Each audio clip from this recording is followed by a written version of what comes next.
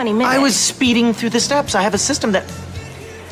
I was demonstrating value on the dance floor, and then I engaged you physically when I put my hands on your hips. Now I'm nurturing your dependence by letting you talk shit about your boring, worthless piece of shit husband. And then I was gonna neglect you emotionally. That's what I do, Christy. And it was working. I was manipulating your feeble little brain into doing what I want. What I want. And then now it's what you want. Ew! Oh, ew, yeah, oh, yeah, okay. Yeah, well, your husband is a liar. How about that, Christy? Yeah, stay with a liar. And a deceiver. Tim does not deserve to be the king of the mountaintop. I am the king of the mountaintop. I reign supreme over everyone in this school. I am the golden god of this place. I reign supreme.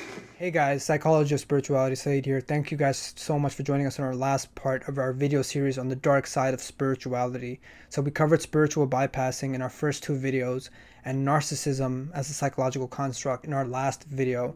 Today we'll be delving into spiritual narcissism, its risk factors, its cultural associations, and how to instantiate humility, or whether instantiating humility is the viable solution we're looking for, and how to counterbalance naturalistic egotistical desires, right? Some part of narcissism is healthy, but we need to be able to channel it in a pro-social manner. With that, let's begin. Let's lay out some theory of religion and spirituality. So I like Gordon Allport's intrinsic, extrinsic, religiosity, spirituality, contextualization, which I've used for some of my research, like my Ramadan candidacy thesis, which I've talked about here. Intrinsic religiosity, which can mean spirituality for someone who has a religious orientation, does have a stronger link with psychological adjustment and better mental social health than extrinsic religiosity, which is involved with using religion or using spiritual ideals for some means or some ends, right? Higher social prestige, conformity, subjugating others. A lot of people think it's unbecoming for a preacher to live a life of luxury and to fly around in private jets. What's your response to that? Very simple. It takes a lot of money to do what we do. You said that you don't like to fly commercial because you don't want to get into a tube with a bunch of demons. Do you really believe that human beings are demons? No, I do not. And don't you ever say I did. We wrestle not with flesh and blood, but principalities and powers. We wrestle not with people, but with principalities and powers, unseen things, rulers of the darkness of this world. Talking about the devil, he's a very real devil, just the same as Jesus is a very real Lord. But I do want to make this clear. This dichotomy may not account for the shared convergence between the two. Most individuals exhibit behaviors for both intrinsic and extrinsic purposes. This isn't just related to religion, right? Family, job, anything, relationships, right? So we believe in some framework, in this case, a religious spiritual framework, because it helps us to adjust to stressors, provides an internal narrative to make sense of life. So those are all intrinsic orientations, but it can also serve some utilitarian purpose, right? It makes us happier, makes us more compatible with people. Or for some, it helps with their careers, right? You can look at church leaders, for example, who make millions or even multi-million dollars using religion or spirituality. And don't you ever say I did. You can even look at this multi-million mindfulness industry, which incentivizes people feeling stressed and having mental health concerns so they can propose this viable solution, this mindful app that you need to buy for $9.99, something that I've talked about before in this video right here, something that I'm skeptical of, but there are avenues for us to facilitate more meaningful growth. I know a lot of people complain about cultural appropriation. I don't care, all right? I don't care if you do yoga. I don't care if you drink turmeric and act like you made it up. None of that bothers me.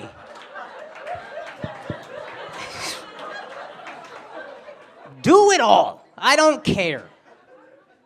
All I'm asking is, can you guys please, for the love of God, learn how to say namaste?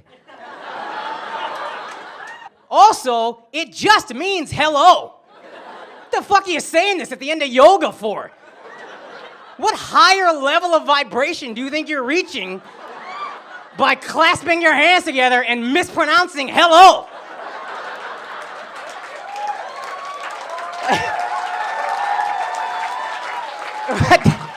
Right? Listen to them. They need this.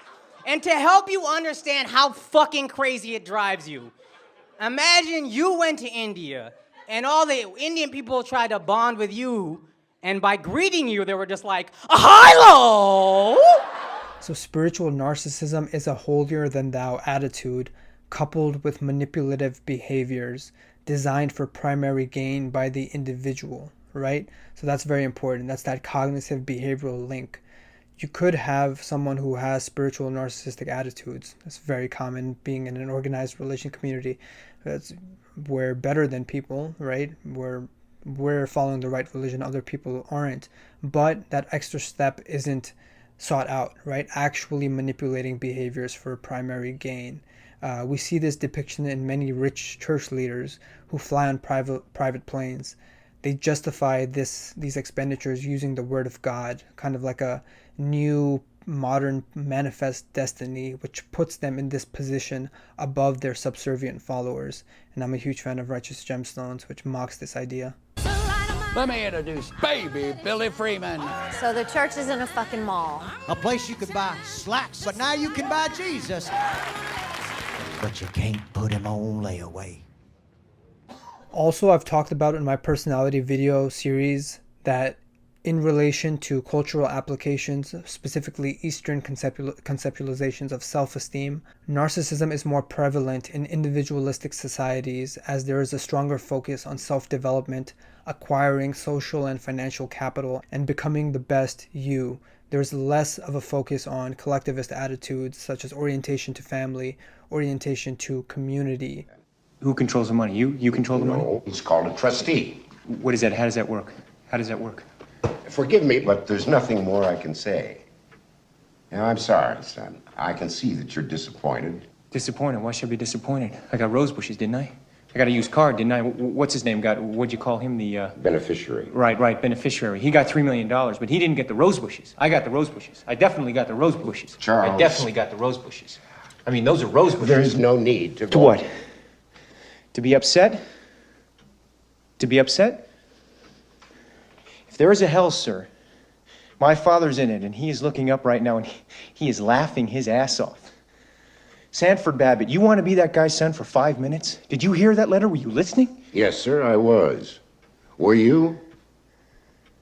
No. Could you repeat it? Because I can't believe my fucking ears. Like this study right here, which found that Iran had lower narcissistic attitudes, but people in the US did also who endorsed higher collectivist attitudes, which you see in many first, second, third generation immigrants. One of our professors at U of H right now is looking at Hispanic students who choose not to move to a college away from their hometown so they can support their family, which is very interesting, right? He was telling me in the last conversation that I had with him that many Hispanic students, first, second, third generation Hispanic students, get offers from very prestigious colleges, Harvard, Brown University, but they choose not to go because that's 4 or 5 years away from their family. Miguel, your abuelita had the most wonderful idea. We've all decided.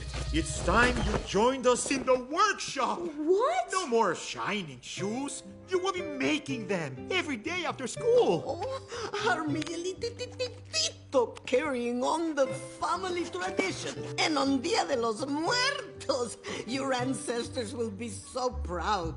You'll craft huaraches, just like your tia Victoria. And wingtips, like your papa Julio. But what if I'm no good at making shoes? Ay, Miguel, you have your family here to guide you. You are a Rivera. And a Rivera is... A shoemaker, through and through. That's my boy! Ha ha! Berto, break out the good stuff! I want to make this... So as you can see from a lot of these movie clips, is the issue in the fact that modern world, our modern society, has seen an increasing shift from individuals moving away from organized religion into a spiritual but not religious category? right? Organized religion, for all its faults, does provide some structure, some routine to a person's life. This is a very interesting article by Wunk and Dillon, which sought to answer this question using longitudinal data on a set of Californians living in the 1920s all the way until the 1990s, right? So in the 1920s, most people belonged to an organized religion. They're affiliated with organized religion. In the 1990s, especially in California, we saw a downward trend. And they looked at spiritual dwelling, which is an actual construct, which is those who find sacred experiences within a particular tradition or religious group, right? Spiritual dwellers. And I'm thinking about that in relation to my own upbringing as a Shia Muslim, right? We have many preset rituals and patterns designed for heightened sacred experiences without violating any social or cultural taboos, right? But you also have spiritual seekers, right? And those are people who explore and journey towards new spiritual experiences, not housed in any one institutionalized faith. You can kind of think about those people, right? Very perennialist type, very mystical type. My life has been a dance between power and love. Power, power, power. Love, love, love, love. Death does not have to be treated as an enemy. Death imbues this moment with added richness. When I know who I am you. I am loving awareness. I am loving awareness. I'm home. They can belong to one faith. They may identify as a Muslim, for example, as a Hindu, for example, but they're not afraid to really challenge that worldview and really think outside the boundaries, right? But this study and this series of studies did not find heightened trends of narcissism amongst religious but not necessarily spiritual people, or spiritual but not necessarily religious people. But there are some important differentiations. Spirituality was correlated with heightened creativity, as I've talked about extensively in my personality series. It was also correlated with extensive knowledge building and wisdom, which supports the notion that most older aged adults at least use spirituality as a way to facilitate meaningful growth in different areas of their life. But there was a higher level of self-absorption, which is a major detriment of spirituality, but not religiosity, right? This constant self-actualization, this self-development. Religiosity in this study amongst middle and older aged adults has stronger associations with community, right? Including generativity, so that's actually giving people more money, giving people more help and resources, positive relations with others, and actual community service and altruism. This is a very important part of research, looking at religion and spirituality as different construct, because it gives us a more viable mechanism of action by which the two independently can lead to better health or lessened health. In this case, spirituality leads to more creativity and more individual focus, which is needed at times, but it takes away from community focus. Whereas religion has preset markers in place. For example, in Islam, one of our 5 major core tenets of faith is zakat. You have to do charity, and charity is a way for you to connect with others, and it's mandated by God. So that's one of the reasons why organized religion is important, because people have a transcendent marker to enact these behaviors apart from, oh, I want to do it to become more me or more better, which may lead to kind of hedonism, or it may lead to a lack of structure, right? Because you may like wake up one week and you're like, I don't feel like doing it. But if you're mandated from a transcendent authority through a codified text, through leaders who have told you to do this to crystallize your soul so that you can go to heaven, it's much more likely that you're going to engage in those behaviors, right? And again, it has to line up with your philosophy. If that doesn't line up with your philosophy, then you need to make some other adjustments to your life to enact those behaviors.